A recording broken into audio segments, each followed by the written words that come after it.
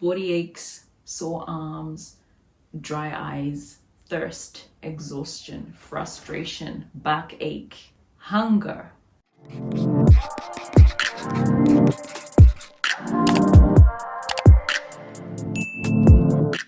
Hey guys, it's Coily Diaries back with another video. In this video, I just wanted to talk about 20 things that we so beautifully ignore in the natural hair community. Nobody literally talks about them, and I can't be the only one that's experienced them. So yeah, I'm here to talk about it. The first one is a tender scalp after taking down a long-term protective style or detangling. I must be crazy because I experience this each and every time. And yet I've never really seen videos talking about this and how the scalp becomes quite, sensitized because of the constant pulling and tugging that comes with takedown and detangling after a long-term protective style. Nobody really talks about this. However, we should really talk about them. That way we get ideas how to manage it, how to deal with it, etc. Clips, combs, attachments, pins, that kind of stuff on wigs, clip-ins, that kind of thing. Those things are uncomfortable. I mean, I do videos on clip-ins and wigs, and I've seen naturals that come and, show you how to install these clip-ins, and so easy, it's so comfortable, I sleep in them. What? No. Those clips, they hurt. Maybe I've got a sensitive scalp, but they hurt. No, especially when look, girl. And we can't say that's not damaging to the hair. It does give some kind of damage. Honestly, at this stage, anything will damage your hair, okay? So I'm not saying don't wear clip-ins. I'm just saying, like, they're sore and they're not great for your hair. Let alone sleeping in there. The combs in the wigs, like, how do you even place those? If you're just putting a wig on top of just cornrows or twists or whatever, how does that sit? How do you put, and you've got a wig cap on, how do the combs get in? Do you like make a little hole on the wig, or you put it underneath the wig cap? Like, nobody talks about this, but I can't, like, I don't do those. I struggle with those ones, particularly if I'm wearing a wig cap. I do prefer the combs over the clips, but yeah, they're both uncomfortable. Body aches, sore arms, dry eyes, thirst, exhaustion, frustration, backache, hunger, post takedown. Taking down your hair is a mission. One of my subscribers actually said she would get a headache after a takedown, and she'd wonder, I wonder what that was. Probably tugging at my hair a lot, but it was actually dehydration. You spend hours taking down your hair, forgot to drink water. Of course you're dehydrated. Like, after a takedown, my eyes can hardly close because they're just so dry. Nobody talks about this, and people are here saying natural hair is easy, it's a breeze.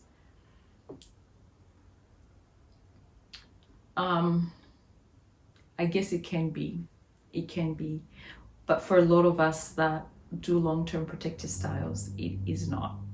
And I guess the long-term protective style is meant to make it easy, but the takedown, yeah, it's never nice. I want to try and see if I can do some things to make my takedown a little bit more pleasant once I install my weave. But yeah, so far, takedowns, they take me out. No energy, nothing. Once I'm done taking down my hair, I want a movie and I want pizza. I want to sit down and chill out because, yeah, I'm exhausted. Let us not deny the boost, the light, the brightness, the excitement that you get, the confidence that you get from a brand new hairstyle. It's like wearing makeup or heels or a nice outfit, or going out wearing a nice perfume. It's the same thing with your hair. Your hair is an accessory. It's like wearing earrings. It's one of those things where it actually can affect your mood. The way you feel, the way you dress affects your mood. So nobody talks about how sometimes back to back to back to back to back protective styles, particularly the ones that are not really good looking, the ones that we're covering under a wig back to back to back, can affect how we feel. And I know for some people they'll say, nah, it doesn't affect me. That's okay, girl, then it doesn't apply to you. But I'm saying for my people that maybe I didn't realize this. So I personally didn't realize this until a bit later, because I would protective style and protective style and protective style. And I didn't really realize that, you know, I was not really digging my style. Not that I was depressed or unhappy per se, but when I got a new style, it was like, oh my goodness, you know, where has this hair been? So yeah, I think we need to talk more about how our hair, how we look, and how it affects how we feel inside. And there's nothing wrong with it. At this stage, anything could break your hair. I mean, anything. If you detangle every 5 days, if you wash your hair every couple of days or weekly, you're increasing manipulation, so that could break your hair. If you add a lot of moisture and a lot of product, you could get hydro fatigue or over moisturize your hair. If you don't add enough moisture, your hair could dry out and break.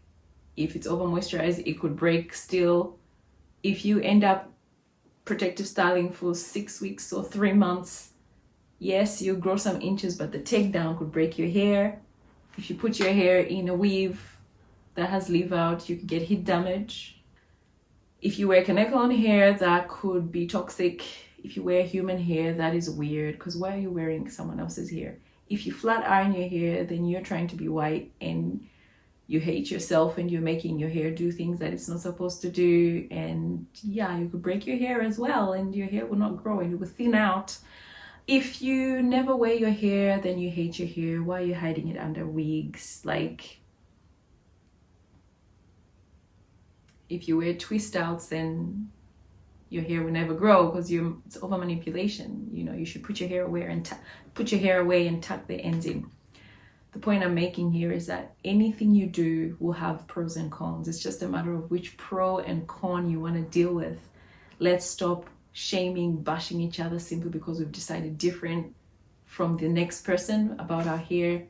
Literally everything you do. If you use products in your hair, yeah, they might not be as great for your hair or for your health. If you don't use product if you don't use product on your hair might suffer. Comment below if there's anything that you can think of that will not cause some kind of, I don't want to say damage, but that will not affect your hair negatively, okay? Literally, no one loves detangling for hours. If I see you in the comment section coming, I love detangling for 3 hours. It's self-care. Self-care that results in tender scalp. I don't know. Detangling is good. Like, I love feeling my hair, the texture of my hair, detangling. I love the satisfaction of detangling, but I don't like the labor of it. I don't like doing it for lengthy periods of time, okay? There's a difference. So yeah, let's not sit out here and just say, pretend as though we just love to detangle our hair all day. Girl, the feeling of accomplishment when wash day is over. Nobody talks about that. You feel like you've achieved such a great thing. And you have, but nobody talks about that thrill where you've done the last twist and you've put your hair up and you've, yay, where's the dinner? Where's the movie? Like, it's so fulfilling. I think we need to talk a little bit more about that as well. But I definitely feel it because it's hard work. It's like working a whole day and then coming home and chilling out. That's how it feels for me. But nobody talks about how, you know, there's a sense of satisfaction at the end of wash day. It's almost like you've achieved something. You deserve an award. Girl, I know we love our texture, we love our curl, but let's not pretend like we do not like to see silk presses or curly hair. So we like to see silky to curly, and we like to see curly to silky. a lot of us will say, oh, I don't like to see straight hair. You know, someone said to me they're going to unsubscribe to my channel if I start wearing my hair straight. I was like, what? And I get it. You want to surround yourself with positivity. It's almost like me saying to my sister, if you're gonna perm your hair, never call me. Like, what? We're one people. If you're not seeing straight hair on YouTube, you might see it in the street. You can't run away from seeing certain things because you want to keep yourself positive. You might as well live in a box. Anyway, I personally love to see, like, no other hair type does this kinky to straight, straight to kinky. Yeah, others do it somewhat, but nothing quite as well as type 4 hair, because it's such a drastic change. It's the extremes of both worlds. It's extremely textured to straight, and it's extremely straight to extremely textured. So it's really exciting to see. I love to see Brad Mondo's videos where he's reacting to, is it Jennifer? Forgot her surname, but she does these silk presses where they're like glass. The hair is like glass, and he just goes, and he's got straight hair. He's like, I've never seen straight hair like that. I absolutely love it. I think a lot of us shun away from saying that we like to see this change because we don't want to look like we're trying to look like the other side. Girl, it's okay. It's okay. When you go to the hairdressers, or even if someone comes to your house or you go to someone's place to get your hair done, and once the hair is done, the balm is gonna be on fire. My ass, it is not happy. After sitting for hours, my bum, my back, not happy. Why don't we talk about this? It's a whole mission getting a protective style in, even if it's 2 hours, like sitting for 2 hours, ouch. The anxiety of the shed hairs once you take down your long-term protective style. All of us wait for it. If a takedown video on YouTube does not involve looking at the shed hairs, it's not complete. It's not a takedown video. Redo it. That's not it. Yeah, that one, I guess we're so anxious, and because it's been such a long time, sometimes the hair is a lot and it gives us palpitations. A lot of the times it's normal because you've had that style for months on end. However, nobody really, it's like a silent thing that we all just dread. I don't want to see a handful of hair. I just want to see 2 hairs. Yeah. Alas, there'll be more than 2 hairs, okay? But yeah, nobody talks about how we all just anxiously wait to see how much shed hair is, because what if it's alopecia? Our reasons are valid. However, a lot of the time it's not cause for concern. I feel like at this stage, we need to pretty much have an understanding that it's almost like teeth. We eat chocolate, we eat sweet things, we eat cake, etc. Even if we know it's not good for our teeth. I brush my teeth every day. The dentist says I should brush after a meal. I don't do that. Let me know if you brush after a meal. Either way, I know that this is not the best practice for my hair, for my teeth. And yet I still continue to do it because quality of life. I feel like hair is like that. Hair is an extension of us and it's meant to be enjoyed. So maybe we've lost it a little bit in trying to prevent breakage at all costs and get all the length that we can. So much so that we've forgotten to actually enjoy our hair and appreciate it at every stage.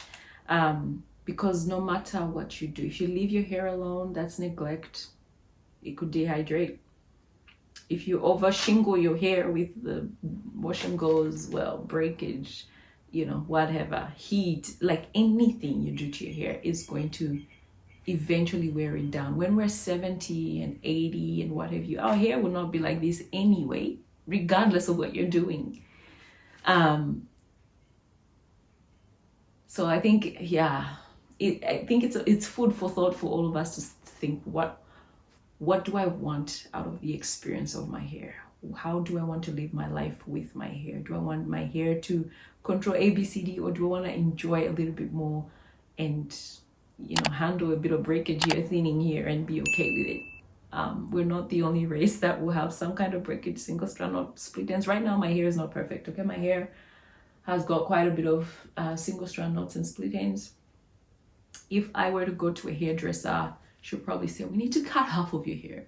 That's where I will stand up and go, because I am not cutting my hair, even if it's got those things. I'd rather transition out and snip little bits at a time.